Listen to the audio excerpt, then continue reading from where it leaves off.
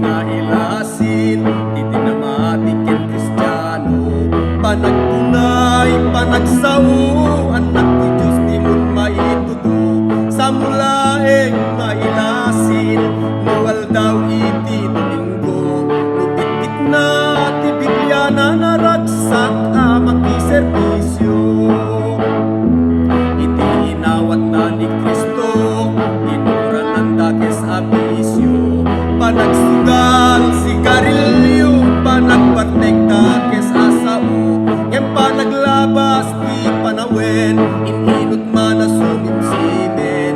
Ikurimet na tagsigarilyo sisimen met di tao. Ipaneknek mo asing kapasurot ni Kristo, mailasin mga anak na kaiti apo. Dakes nga arami, ukawe mundi tabiag mo. Tapo pamatin di may babayin ket maitantanong ti apo. Kristiyano at pulana, kem nalaing amaki apa. Managbasat Biblia, ngem narugit met tingiwat na. Nalaing nga ako oferta, ngem nakirmet iti karuba na. Luag kawes ket kaslasan tu ngem maramit na pagwan kinatilo.